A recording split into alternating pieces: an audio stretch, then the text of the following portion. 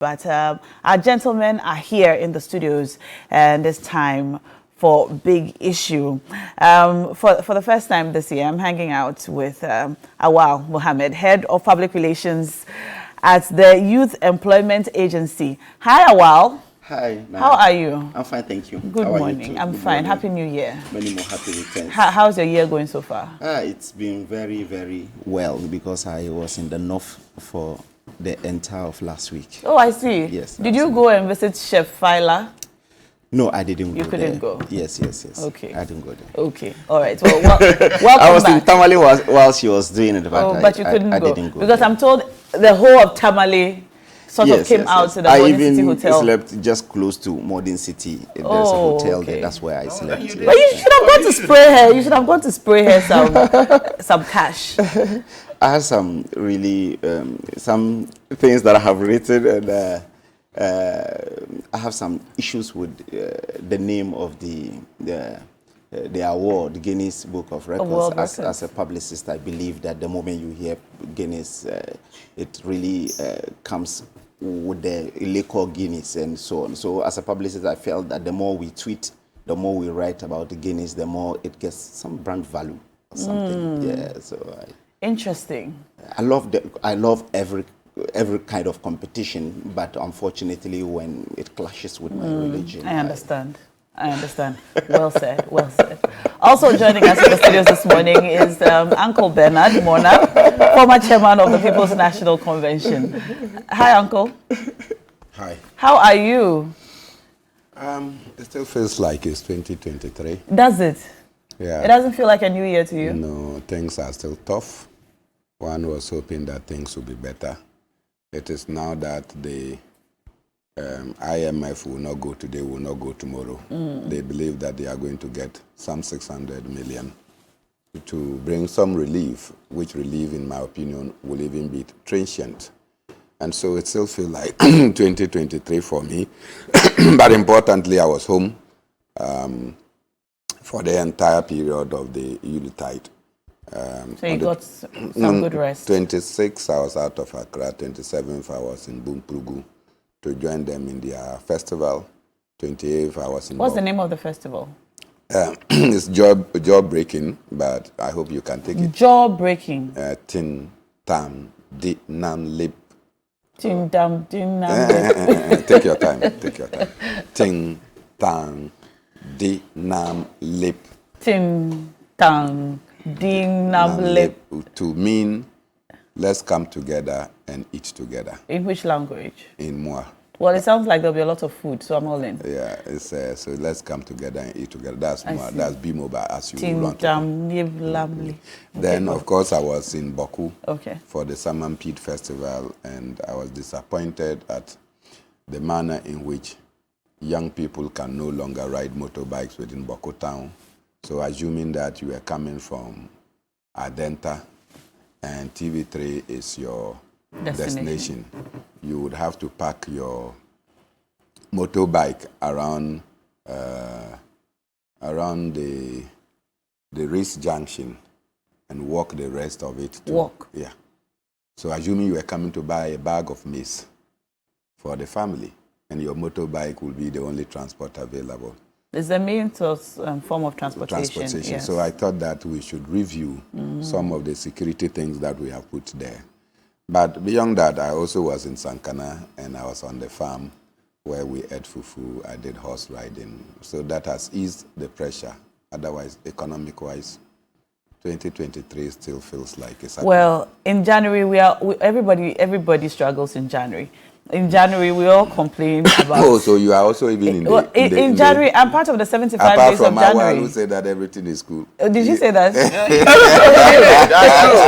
I had a very, very successful because we went there to discuss about things that we're doing for the people of this country as Youth Employment Agency. So I was on the media. You should have come to the farm. Let me introduce Prof. Sharif Khalid. Prof. Sharif Khalid from the National Communications team of the NDC.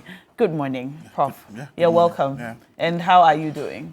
Well, apart from Awal, who is doing very fine under the government, you would know what we are feeling, especially so when we're all expecting a second tranche of an IMF facility and also, as well as a cocoa syndicated loan to get our businesses expanded, and we all are living under, uncertain means, and we are not unsure as to when that would trickle in. Awal, do you have any? Yeah, by next week we're expecting the. Should we hold you to this?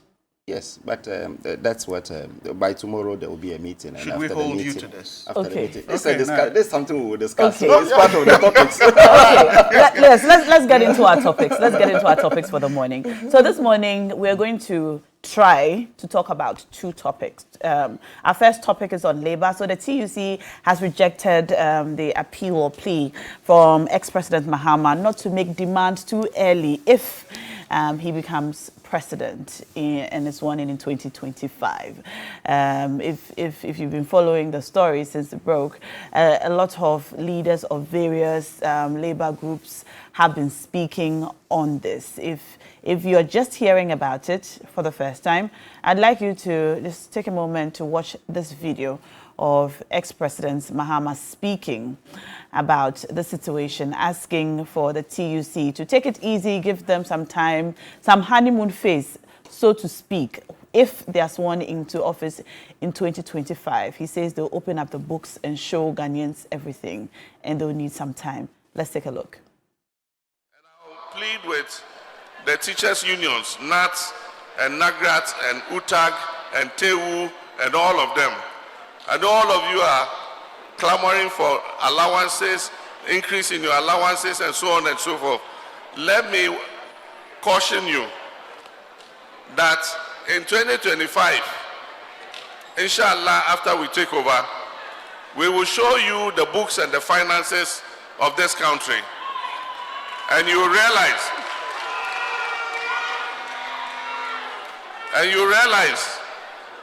the harm that the MPP administration has done to Ghana's economy.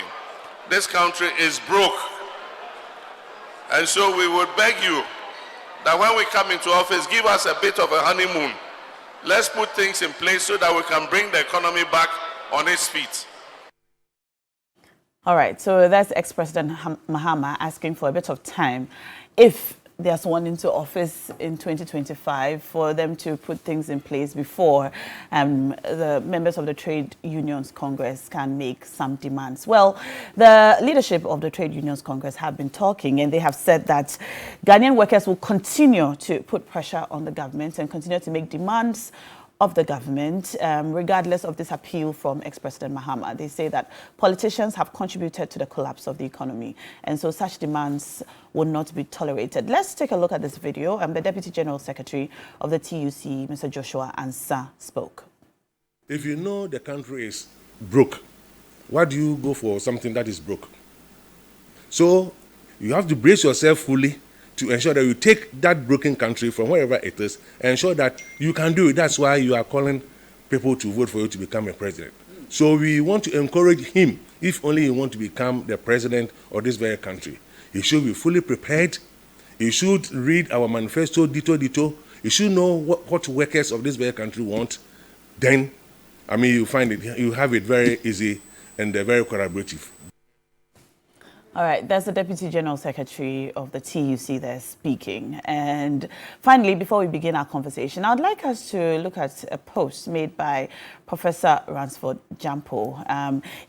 Professor Ransford Jampo is the president of UTAG, and he says that we hope that the government won't be seen or be heard telling Labour to tighten their belt, while you and your appointees will be living in opulence, as we keep seeing now.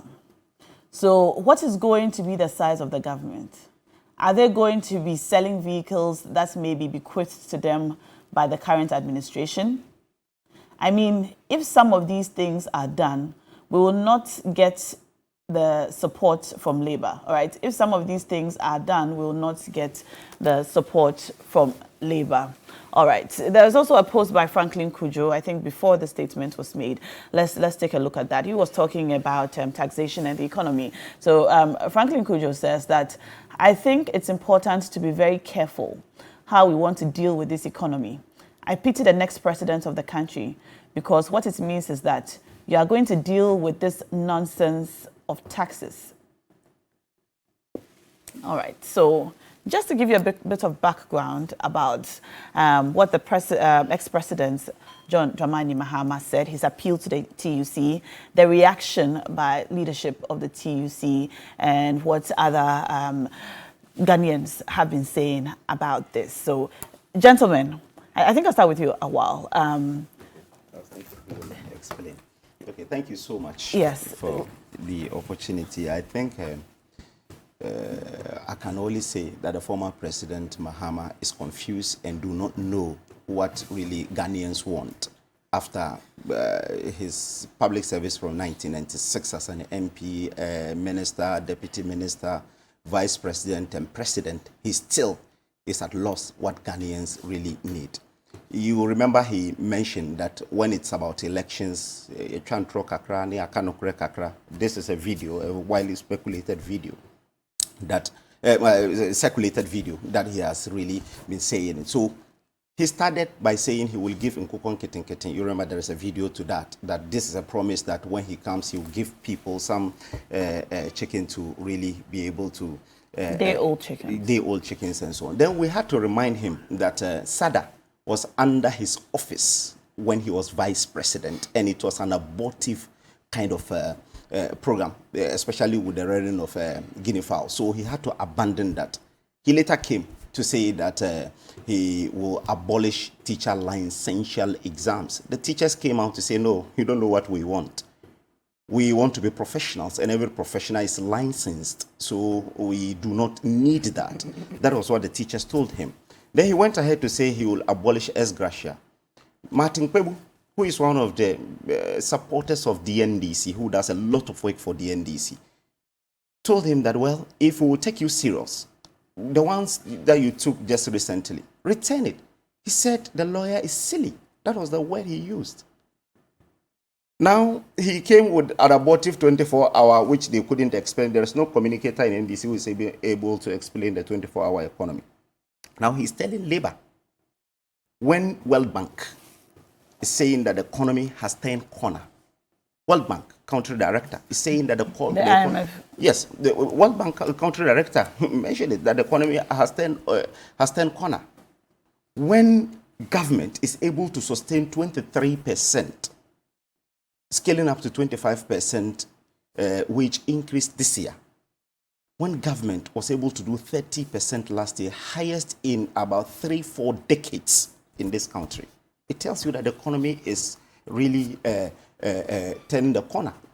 So if an economy like this, that used to be 54% inflation, and today it is 23%, and even the IMF and all, even the rating agencies are saying that there is really good outlook looking forward. And the former president, who will want to be president of this country, is telling Labour that for the first 1 year he cannot increase wage.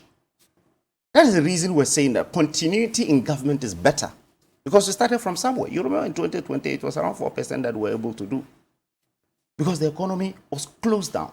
We did 7%, scale it up to 15% from July. Then we moved to 30% increments. Then today it is 23, and after July it will be 25%. So it tells you that the economy is really turning the corner, and it will be able to sustain the wages. So if someone is telling the labor unions, public sector workers, that from 23% in 2025 will be zero, I think Ghanaians, he's not taking Ghanaians. Did he say it will be zero? What did he say? He said they should give them some honeymoon. He says he'll open the books. Yes. For Ghanaians to see what they have inherited as yes. a government if yes. he becomes president. Yes. And he believes that when Ghanaians see what actually pertains, the actual numbers, they will not call for it will be wage unrealistic. increment. It will be unrealistic to ask for wage increase. So he's saying practically zero for next year. When someone is doing 23 and 25, after July, he's doing 25%. And the wage bill is able to support it. And you are telling them zero. You see, he mentioned, Ghanaians have not really averted their minds to it. He said, no government will be able to do anything meaningful within 4 years. This is his own words. So what is he coming to do? That's the reason the Deputy General Secretary is telling him that if you're not ready to be president, just tell us. But you cannot tell us that you will not increase salaries and so on. So the former president doesn't really understand the realities of the Ghanaians today. You know, when he moves out, he tells you that the economy is challenged, the economy has problems, and so when he gets to Ghana, he will tell you that it's mismanagement and so on. So the former president is confused. 4 years, indeed, he cannot come and do anything meaningful, because out of his 4 years that is left for him, he says the first 1 year, he will not increase wages. The replica effect of increasing wages is enormous. I'm a public sector worker. There are people who rely on my salary and so on. And you're telling me that in 2025, you will not increase salaries. What do you say to people who say that it's better for a politician to be honest about the realities confronting his government? What is honesty when the macroeconomic stability and not be able to deliver? So if this government is not even able to pay salaries, that is when you will say they have increased it 23% from January to July. They are not able to pay. From July to December, they are not able to pay. So I believe that let's keep it as it is so that at least next year we'll be able to really see what we'll do. But he's telling us, there are videos that he said he doesn't have any magic wand to change the economy of this country. Yeah, as I speak, there is no single alternative policy that the NDC is proffering, because if you check almost all the macroeconomic stability, they are pointing the right direction. Look at the exchange rate. Between February and today, it has only depreciated 7%. So there is relative stability. It's an economy. Yes, between February 2023 to today, it's as depreciated 7%.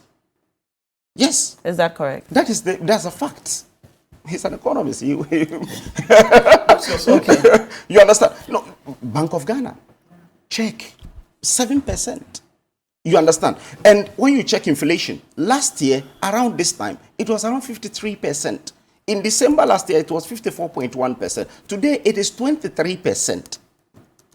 So it should tell you that the economy is really coming up. That's the reason why IMF is saying that indeed the economy is really taking shape. And I remember Economic Intelligence Unit 2 years ago, when they released their findings, they said in 2024, the economy will never be an issue for elections because it will pick up. And the economy is picking up. When you say the economy is picking up, all right, yes. and then you mentioned the macroeconomic indicators and all, it sounds all well and good. But for the ordinary Ghanaian who's watching you, who does not have money in their pocket, all of it sounds like a story. It doesn't. Because currently, yes, the Ghanaian is overburdened with taxes. We have just been told about the imposition of VAT on electricity bills. Yes. Ghanaians are complaining and crying about it. When we listen to government communicators, you tell us the economy has turned a corner, the World Bank says this, things are better. But in reality, people are deciding not to have lunch. They will just have breakfast and dinner. People are deciding to have only lunch because they cannot afford 3 square meals a day. So when you say the economy is better, in reality, on the ground, for the ordinary Ghanaian, is this true? That is true, because if you check a gallon of oil, last year we were selling 1,400. You tweeted it. At that time, today, it's around 450, 500 cedis. What's your source? From 1,400 to 400. Go to the market. Is there? Which gallon of oil is that? The bigger size, which we all it trended last year in this country. Paracetamol. So trend with the new figures. I'm telling you that the new figures is around 400 and 500 cedis. Can somebody pull this up for me? Yeah, because this is a shock. Because only yesterday, I remember I was talking to a gentleman at a shop around Medina. Yes. I bought a crate of eggs for about 65 Ghana cedis, and then he was talking about how it was 18 Ghana cedis just 2 years ago. I'm surprised. 65. Yes. Because I bought some at Ofanko yesterday at 49 cedis. Maybe it depends on the how bigger it is. A crate of eggs is more than 50 Ghana cedis. Initially, it was more than 59, but today, I'm telling you, yesterday I bought at Ofanko Market 49 cedis. That is how much I bought it. Where are you buying from? But I mentioned the place. You're asking me. Like market. A special when deal you, there when you enter the market like this, after the nursing training college, there is a woman selling it on the left side, hand side of the market. When you're going like this, that is where I bought it at 49 cedis. I see. So prices of goods at least had come down small. Definitely I don't know about that. I don't know about that because honestly, I was telling you earlier, when we listen to government communicators, you keep assuring us that the economy is turned a corner, things are getting better, but on the ground... It is not assurance, it is the figures on that the ground, to the fact. it's not the same. Last year, around this time, the CD was around 14 to point something percent. And I'm telling you that it has been stabilized. So that is the reason why fuel prices has also stabilized for some time. You buy fuel every day. It has stabilized. Today, one of the think tanks is saying that there is the highest possibility that fuel prices will even come down today. Okay. So it tells you that... Prof, what was the expectation of ex-President Mahama when he made the statement? What did you expect the TUC reaction to be? Well, I mean, if there's any corner to be turned, it's President Mahama that has initiated for a corner to be turned in speaking truth to the good people of Ghana and actually sharing the reality with them. Right, I think a while here I've spoken so much and without backing of facts and a conjecture in terms of what figures, where they came from and what cost prices are. But when you talk about the TUC's issue, I will come to deal with that, but I just want to take the response of the TUC. I think that if you look at the economy, you don't need a rocket scientist to tell you that the economy is a stabilization of economic chaos. So I've always said, if they ask me what is happening in the economy, I say we've stabilized or we've become so used to economic chaos in the sense that you look at, people talk about inflation. I don't know why we isolate inflation to use that as a reflection to say that the things are really doing well, right? But why did we go to the IMF in the first place? A government that beat its chest, right, and went to the IMF with its tail in between its legs because it said emphatically, a deputy minister of finance said that we are not going to the IMF on the floor of parliament, right? So if you say that, and then the only corner that has been turned is you saying that you not go to the IMF and you end up going to the IMF, right? But in any case, when people talk about the economy and then they start to, because it's a government of PR, run by PR and for PR.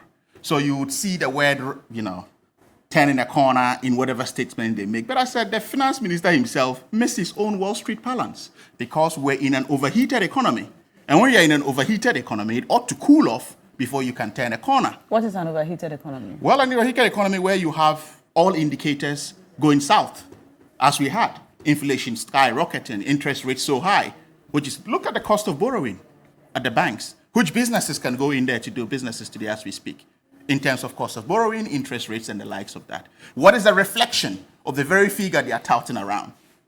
Right, you look at CD to a dollar, you look at the pound to the cedi. It's been relatively hovering around 15% in the last 1 year plus. What has been done?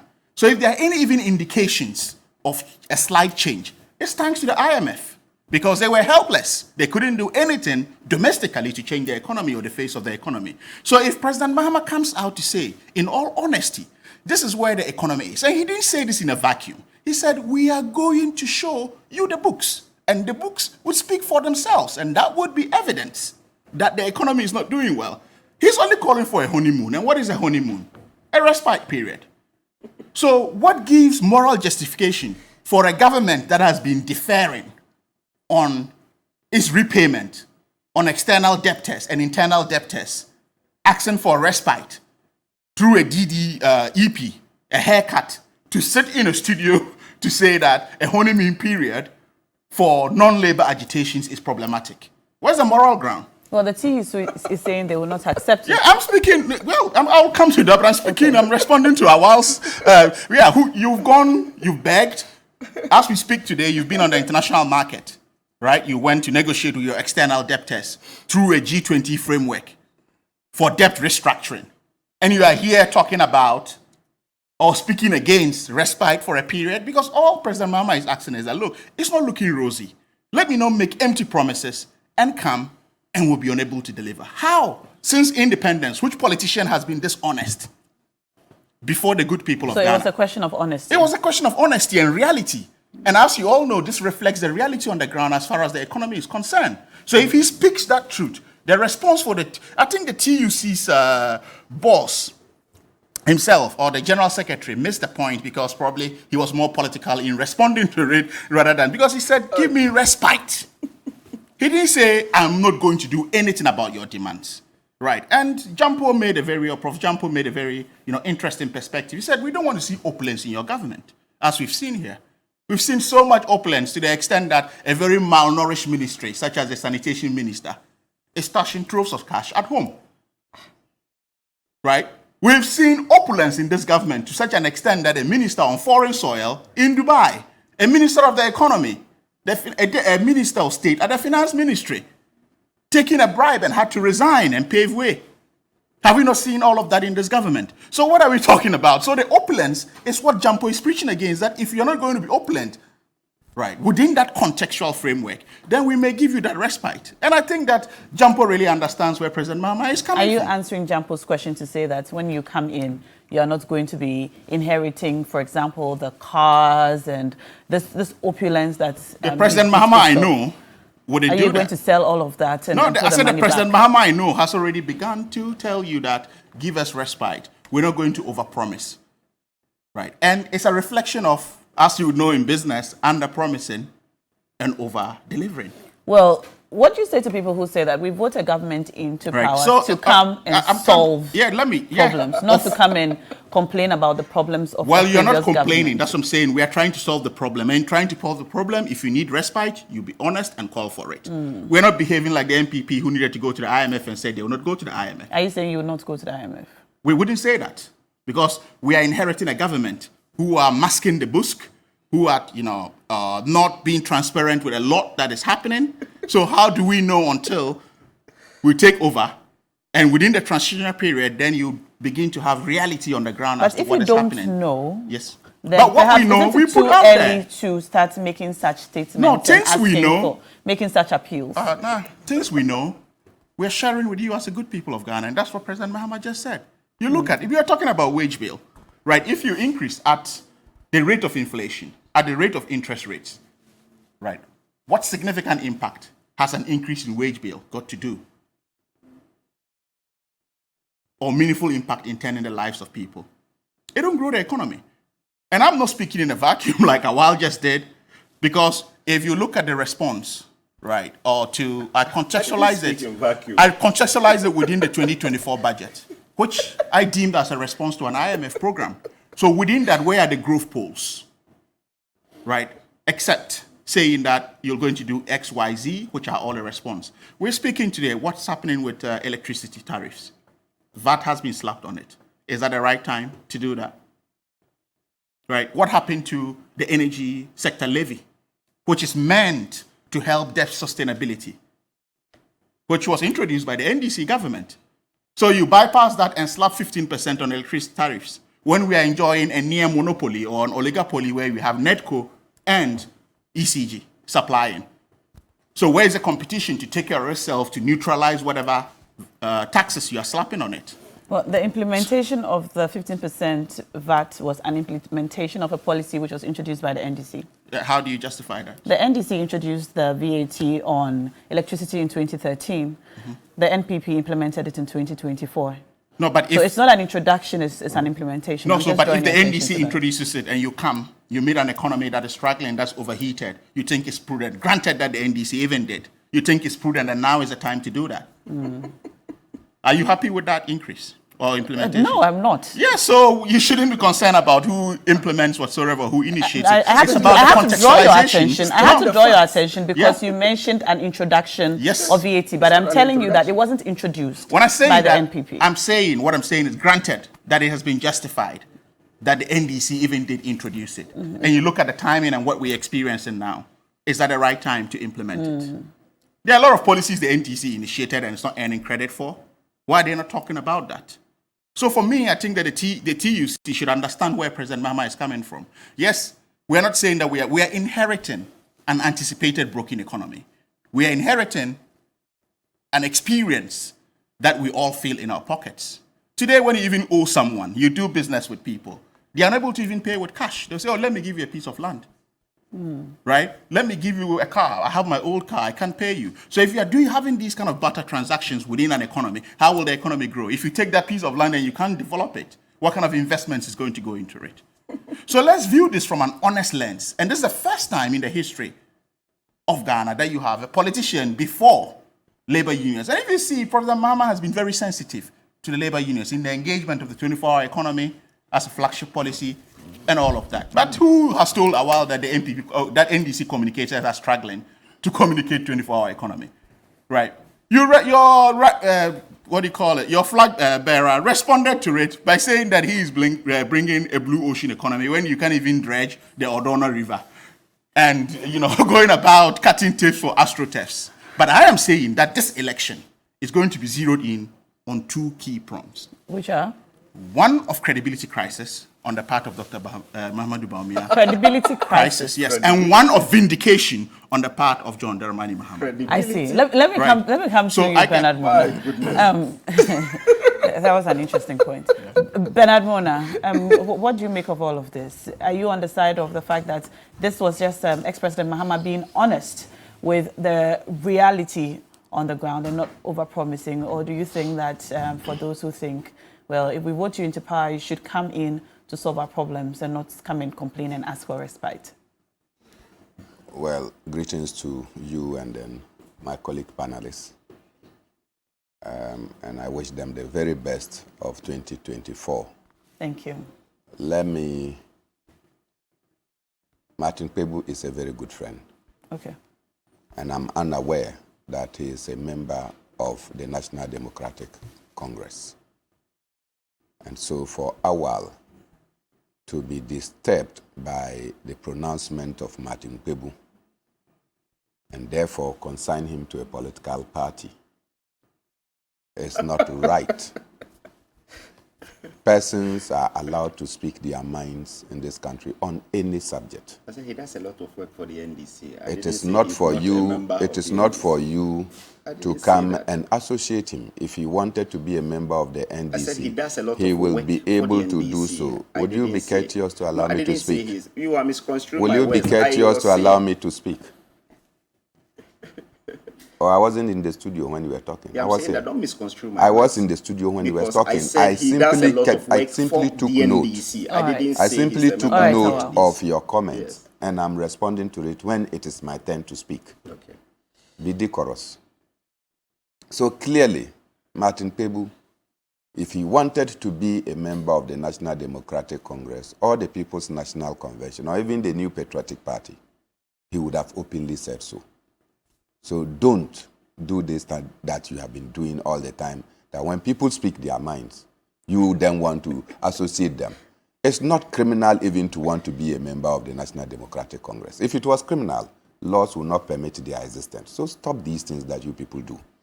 The second important thing that I want to establish on this subject matter is that is the campaign of John Mahama. And he's saying that our economy has been badgersed, so much so that when or if he is elected president, he will plead with Labour that they should allow him first to give a full picture of the state of our economy. And that when Labour is properly apprised of the state of the economy, they will appreciate the need to allow him time so that he can begin to fix it.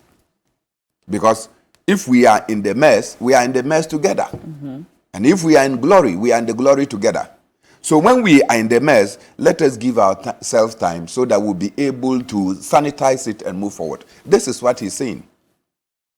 And the Trades Union Congress says that through their Deputy General Secretary.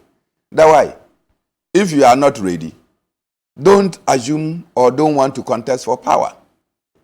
Is the Trades Union Congress going to contest for power?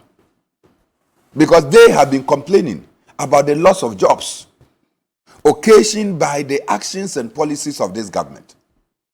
They have been complaining about the increasing taxes that are making life unbearable for their members. The TUC is not going to participate in the elections for leadership. They are not going to front a candidate. And so they have to look at the options available to them and choose one. So if you are saying that, don't tell me that we should give you time. If you don't take the time, and the situation becomes even murkier, what are you going to do? So I think that, look, TUC and all of us must tone down. And if you listen to the tweets or the X's of Ransport Jampo and then Franklin Kujo and many others, they are telling you the state of the economy. And they are saying that, yes, we may consider, and don't forget that Ransford also represent an angle of the TUC. UTAG. You understand? They represent an angle of workers. And they are saying that we may consider your plea, provided we are not going to see the opulent lifestyle repeated by you, the lifestyle that we are seeing today in this government. We are going to see that you yourself, you have cut down the size of the government. We are going to see that you are bringing policies to resuscitate the dying economy. Then, of course, the most exciting one is Franklin Kujo. He says that, why? Any government that comes into place will have to deal with this nonsense of taxes. In this era of the tons, whether it is, what do we call it, Singatong or Kukatong, it's like this government is also raising in a taxathon. Do you understand? This government is doing everything, raising taxes upon taxes upon taxes. Have you seen the new threshold for lifeline consumers of electricity? They have beaten it down from 50 units to 30 units. What it means is that after plugging your phone, you have entered 30 units. So everybody is going to pay. Even the poorest of the poor is being squeezed. This is the crisis we find ourselves. Now, a little enlightenment of economics. When government is the biggest spender in any economy, when government begins to cut down its spending, particularly in projects, infrastructure, what do you expect to happen? Contractors are not paid. Contract projects have been suspended, and I'm sure you can start from the Obichebe Lamte interchange, right, to the Junction Mall, to the many projects that has been suspended. Why have we suspended them? Because we have entered into a dubious and a scandalous IMF deal that says that we should cut down. And in cutting down, you are not paying the contractors. Majority of them actually owe. They cannot pay their workers. The job is not being done. You expect inflation to be skyrocketing when the government is not spending. So evidently, by the very policy initiatives of this government, inflation is artificially controlled. 2, why? People you owe, right? People who gave you money to be able to do things. You have come to say that you have done haircut. You are in a domestic debt exchange. Amidst all the hula baloo, you are now on external creditors, asking them not to ask you to pay. So you are deferring payment. So when you come and tell me that inflation is coming down, it is warped, because it means that you are artificially controlling inflation today, but tomorrow you will start paying, and therefore things will go haywire. We are told that why? We have virtually exhausted the so-called excess capacity of energy that we have.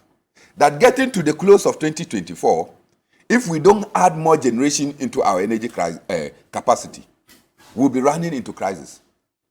You meet some of your colleagues in other political parties, particularly ours party, then their comment is that, but do we care? At that time, we will not be in government. Is that correct? Yes. No MPP communicator Really? will tell you this. I see. So evidently, they know that they are building heaps of problems, but they are confident that they will not be elected into 2025. So let's push the crisis to that limit, so that after all, when we lose our power. That's quite a an interesting thing to say, that the NPP communicators do not believe that they'll come into power after the elections, and so they're piling up debts. But the president himself has admitted that there will be a new leader in this country. Yes, a new leader does not mean a new political party. I'm saying the new leader. Evidently, if it was supposed to be their political party, he will say that I will take over. But he says that there will be a new leader who will deal with the economic mess that I have created. I don't think that is an accurate explanation of the statement. Well, there is... Nah. You are sitting here looking for accuracy. I'm asking you a question. But you don't understand... Not time. Which time? But why is you have been interjecting. You have been laughing sarcastically okay. when I'm making my submissions. And I've just ignored you. And now you have become timekeeper. Conclude. So evidently, we are in a challenge. I agree partly with the TUC that says that if you are desirous of taking over this nation, having identified the problems of now, you should begin to look for the solution so that when you come into office, you don't now tell us that we should give you time. Except if you have not done proper diagnosis of the challenges we face today, that you'll be asking for time. So there is not going to be honeymoon. Where I said, nobody is going to allow anybody honeymoon. When you come, it is that your axe is on your shoulder, your machete is in your hand, you are in a Wellington boot, trying to clear the path so that salvation can be found for the people of Ghana. Immediately. So you think that comment was premature? Evidently, every Ghanaian is looking at how we will be able to fix ourselves so that we can begin to make life better. Not that when you come, then you say, oh, because I've inherited a mess, please endure the difficulties. That is not what we are waiting for. All right. Awal, I'd like you to first comment on Bernard's comment about artificially controlling inflation. Yes. Okay. So before I get to that, I will still talk about that because it's part of the things I have even written. All right. So it's true that the Deputy Minister, Dr. John Kuma, said that we are not going to IMF. But he's not a policymaker. When you check, when we're going to the IMF, it was a directive by the president that go to IMF. Who is a policymaker? He directed. He is not the ultimate policymaker. He's a deputy minister at the finance ministry. When the deputy minister speaks, we should not take him. He doesn't take that decision. That decision doesn't lie with him to take whether the government is going to IMF or not. Yes, but what you're saying, so it's important. No, you need to explain this to me. When a deputy minister makes a statement on the floor of parliament, we ought to not take him seriously because he's I didn't say that. But that time we were all saying that we will not go to IMF. Even not the deputy, even the finance minister said it. Yes, but the president is contradicting the buck itself. stopped with the president and the president says go. So he doesn't take advice from his ministry? At that time, he feels that that is the best option. So he says, go to IMF. In 2014-2015, when Dr. Bawumia made a lecture and said, the best option is for us to go to IMF, it was the president that time, Mahama, who said that they will not go to IMF. What happened? So the quantum between the deputy minister saying that we will not go to IMF and the president saying we will not go to IMF, which one is even bigger? We had a president, former President Mahama said we will not go to IMF. Where did he say He that? ended up going to IMF. Where did he say that? Check. No, we'll check. You bring I'm telling you that the president said that we will not go to IMF. Mahama say we will not go to I'll pull it out and tell you. I'm challenging While I would not like Prof to be asking you questions during your presentation, I'm also curious to know actually where ex-president. No, do that. I'll cede my time off to you. Now I'll cede my time off to a while to give us that evidence. When you start talking, then I'll just pull it out. I'll cede my time off. No, you see, I cannot be talking whilst I pull it out. No, do that now. All right, we will give him the time. We'll give him the time subsequently. We'll give him the time subsequently. Exactly. So give me time. We'll give you the time subsequently. Or you tell your producers I'm to curious check. to know. Because it's very important. They're checking too, but I'm curious to know from you. So, all right. You could tell that if a deputy minister says we're not going and the president says we're not going and end up going, then that tells you the kind of administration and the kind of people we're dealing with who are now finding it problematic when the deputy minister says we're not going. He says the elections will be fought on credibility. My goodness, I was just laughing. Because when I heard that, I said, well, that will even be better because Dr. Bawumia has credibility. There's no single corrupt deal that you cancel the former current president, Vice President Mahama has been engaged in his entire political life. Former President Mahama, we all know the Ford expedition, bribe that he took in this country, gave Kanazui a contract in exchange of Ford expedition bribe. We all know. According to Martin Hamid, who is a foundation member of the NDC, he says the Airbus scandal, the government official one who aided the guys to swindle this country is former President Mahama. Who did he say this? Martin Abidu said that when former President Mahama was vice president, a committee was set up to investigate him on a hangar that they went and bought. So you talk about credibility, then I will laugh, because I know that I have a candidate, Dr. Bawumia, who has impeccable credibility. Are you saying that Dr. Bawumia is immune from the many scandals which have been associated with the NPP Tell government? me a single scandal that is associated with Dr. Bawumia. No. Straight. I'm asking you. He said it will be credibility of the candidates. Yes. So credibility of former President Mahama and credibility of Dr. Bawumia. He's immune from the scandals of the NPP government. But he's not really, he's credible. He's the vice president. What I'm saying is that he's credible. There's no single scandal that you can associate with former, current Dr. Bawumia as a vice president. The vice president of a government which have been associated with some scandals. You see, scandals. We had these things in 2008 when people were, bank accounts were mentioned and so on. But between 2008, 2009 and 2016, there's no single government official who was convicted. So it's still the same charade. The same person who came out to say that MPP government, they are corrupt people and so on, is now the General Secretary of the NDC. Fifi Kwete, when he went to Parliament to admit that indeed they were lies, some of the things he said when he was appointed Deputy Minister. So we are not, when you hear scandals, we hear it. They keep on piling them. There's no single scandal that has been sent to court. That's very important, because even when they sang all this song in 2008, between 2009 and 2020, nothing happened. We sang it in 2016, and our 7 people have been convicted between 2016 and today. 7 people who were, some were appointed by former President Mahama, the venture capital people. His deputy director at the office of the president, Dr. Mumina, was in jail. You understand? So if it is credibility, I think we've won the elections easily. It's easier for us to. I'm happy that he's bringing it up. That is the credibility of the 2 candidates. Okay, go on to your next point.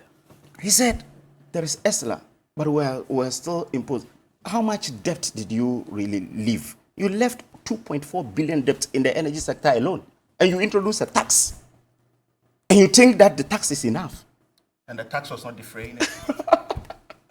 You left $2.4 billion in debt at the energy sector alone. So we are defraying it. At least we've gone higher to defray a lot of the debts, and it keeps on piling. Please let him finish, and then you can come in with your rebuttals, if any. He says we are doing artificial management of the inflation. The economy was in crisis. Food prices were going higher. You remember when we recorded 54.1% inflation.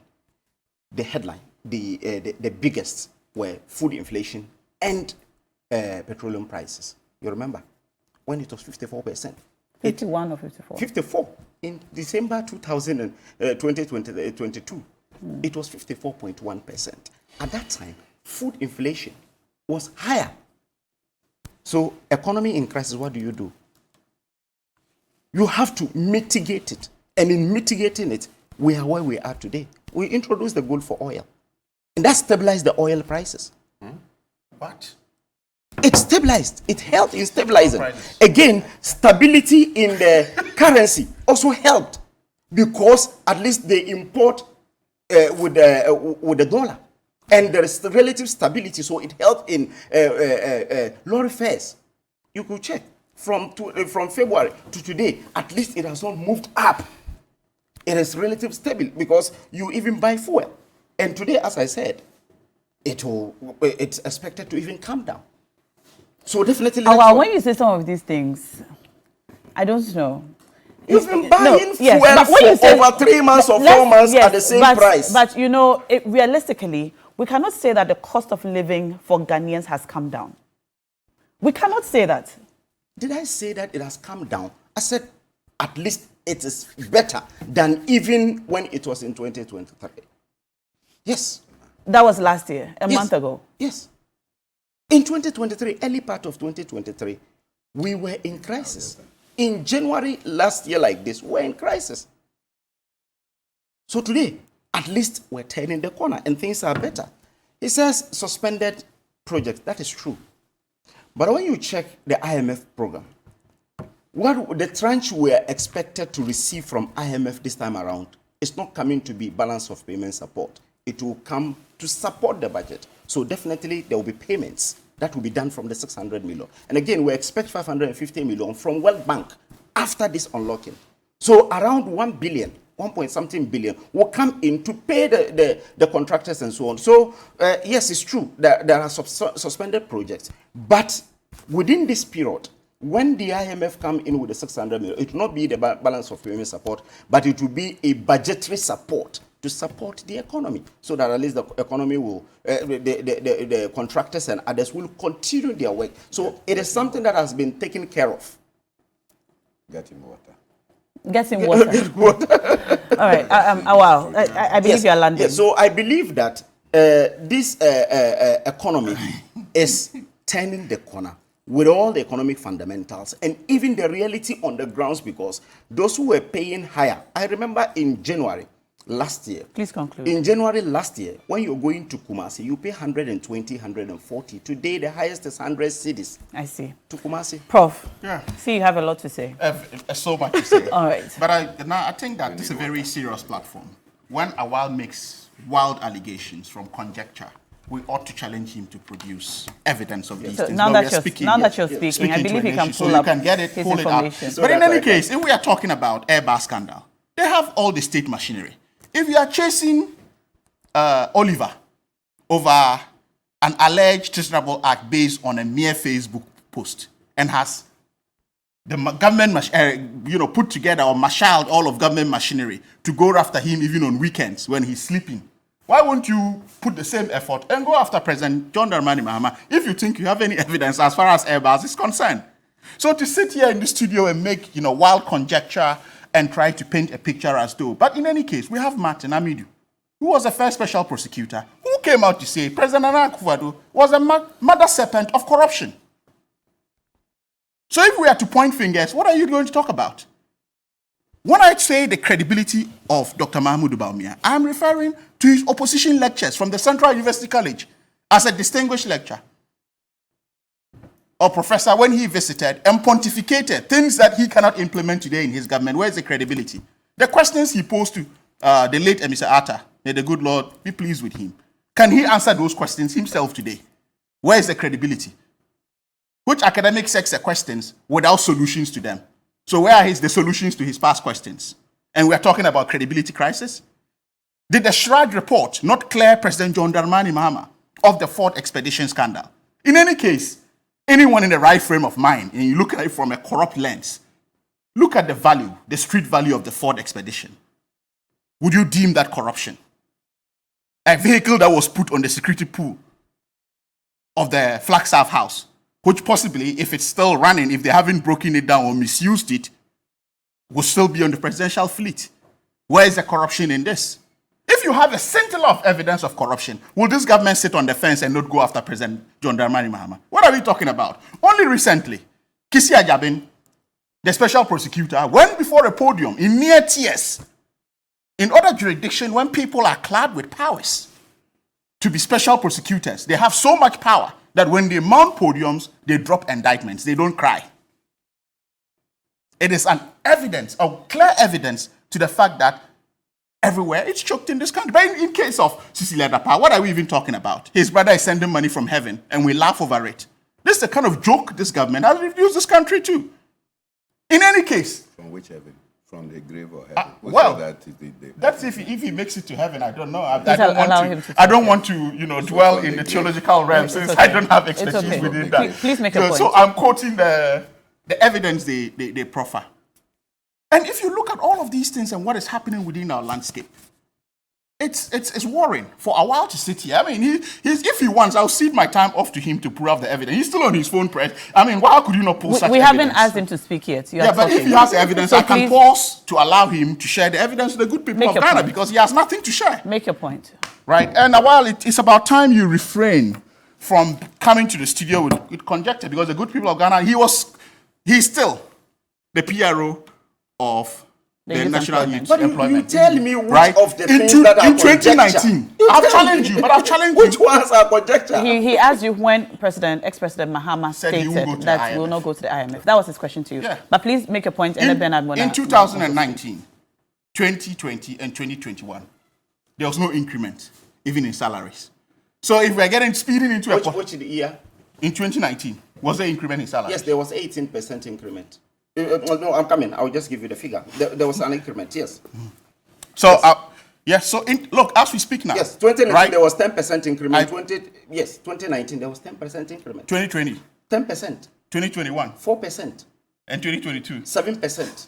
Yes, 2023, 30%. 2024, 23%. This is it. That's why I'm saying that. We came from somewhere. I mentioned that pull the evidence of... no, but you asked me a question. Yes, I asked you to contribute to that. So it was your time to speak. So what I was talking about in terms of... So you look at the DVLA. Please conclude. Yeah, so you look at the DVLA, for example. I'll give you a classic example of what is happening in the economy as far as that is concerned. Statistics emanating, you can cross-check that with your team. From DVLA. From DVLA. There's a decline in vehicle registration by 66%, right, already in terms of projections, and a revenue decline of 52% when you juxtapose that for the 2023 and 2024. And this is evident of the economic ravages that we've been faced with. In any case, who took us or who enjoyed the spree or misused or abused the capital markets?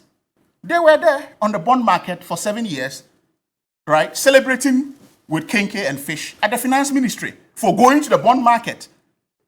And it's that recklessness that has led us to where we are as an economy. And today people still have the morality. And while it's a clear reflection of the kind of siege we have in this country, to Stephen sit in a studio trying to police the time of a host. All right. Prof. So I think that, Prof. please. Thank you. Bernard, when you come here, come with evidence. Right, it's not a joke. It's a serious platform. All right, Prof. Bernard. Well, I just think that governance must be a very serious issue for all of us.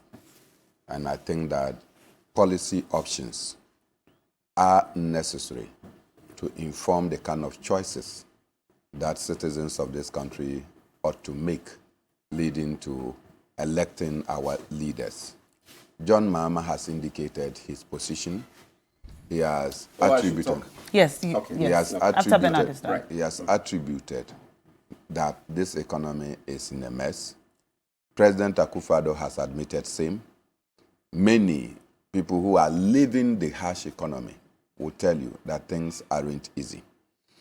Look, sector by sector, ignore the things that you hear.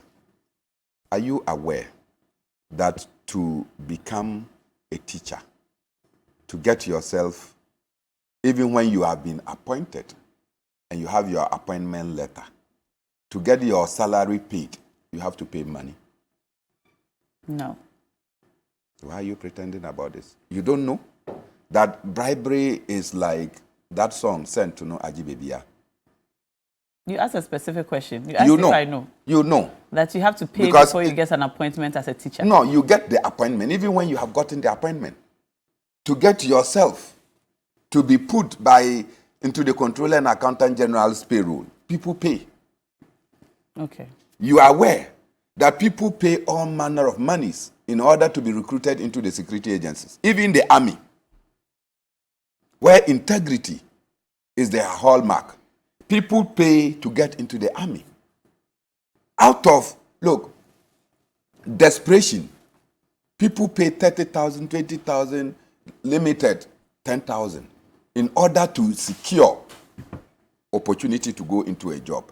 Now, if you are going into the security agencies and you are forced to pay money before you can get enlisted, you think that you will not want to recoup the money, fair or foul, when you become an officer? So this is the economy that we have, where everything is not working.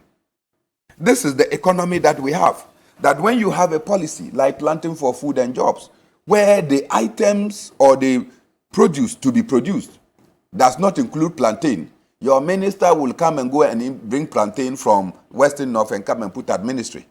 This is to tell you that nothing is working. So, me and where I sit, the economy is challenged, heavily challenged.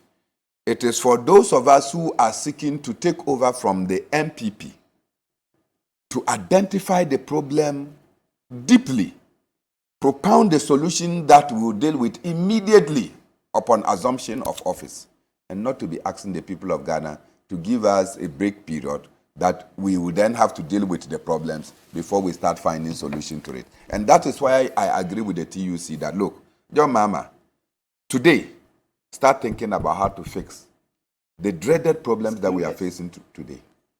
Can I make my point? Oh, you're done. Allow him to finish. Oh, well, I'm worse than you are. If it comes to political communication, probably I started longer before you. And I know all these tricks. He's reflecting the character of the government. Allow him. Please make a point, Bernard. Right. So now I move on to say that, look, finally, on this point, did Awal say that John Mahama was involved in Airbus scandal? According to Martin Amidu. According to Martin Amidu. Yes. And that today Nana Akufo-Addo, who appointed Martin Amidu and has all the apparatuses of investigations under his control, 8 years down the line has not done anything, then indeed your government is useless. All right, I'll read some messages coming in now. Good morning now. Okay. I'll let you give us that evidence but in a moment. Good morning now. Please let Awal know that after 8 years of the NPP, he, JDM, is walking a free man. Prosecutes JDM if you have any evidence of any wrongdoing against him. More messages coming in. Good morning now. I'm so confused somehow with respect to comments made by Awal and Bernard Mona about Martin Pebu. Awal said Pebu is a supporter of the NDC and Mona is mentioning that he's a member. May I please be made clear on the difference between a member and a supporter of a political party? That's from Al-Hassan Jato Abdullahi. Did you say he was a member? He didn't say. I'm saying that stop assigning people to political parties simply because they have made their opinions. Okay, all right, that's what you said. Good morning, interesting discussion. All I want to say is that as a member of the trade union, I do not expect anybody to expect me to wait for anything. 1 year will turn to 2 years, and before we know it, after 8 years, there'll be no solutions made for us, and that's from Jennifer. Awal, do you have that evidence? Yes, Special Prosecutor came into office in 2018. When he came into office in 2018, he wrote a lot of epistles, made a lot of noise, and ended up leaving the job by saying that he cannot continue. I thought you were going to tell us about the onus lie with the current special prosecutor to continue what Martin Amidu had done. The government cannot go. We have concluded a discussion. Okay. I just want you to pull that evidence. Just to respond to my senior brother. So you see, cityfmonline.com. MPP boycott is tragic, Mahama. So, third paragraph, but speaking at the opening ceremony of the National Economic Forum, President Mahama said, in quote, I wish to take this opportunity to state with great emphasis that as president, I have not taken any decision to enter our country into IMF program. What we are concentrating is preparation on homegrown strategies of fiscal consolidation. So did he say they are going to IMF or they are not going to IMF? John Kuma, did he say that we're not going to IMF? He beat his chest. He said we are implementing e-levy. That is the reason we're not going to IMF. This is what we said. So, former President Mahama, am I lying or not lying? You're not lying. With this, you have comprehension. With this, you have comprehension of he said he will not go to IMF. He is concentrating on that. Gentlemen. 1 month after he Gentlemen. said this, he went to IMF. Gentlemen. Give it to the host. Gentlemen. Give it to the host. I'm not going to read it. That's all our time. That's all our time. We have to end the segment now. 2 weeks he So went to IMF. thank you so much for listening and for sending in your messages. We're going to end the segment now. If you haven't cashed out, please remember to do so. Dial *439# and you can win 1,000 Ghana cedis. Stay tuned. We'll be right back.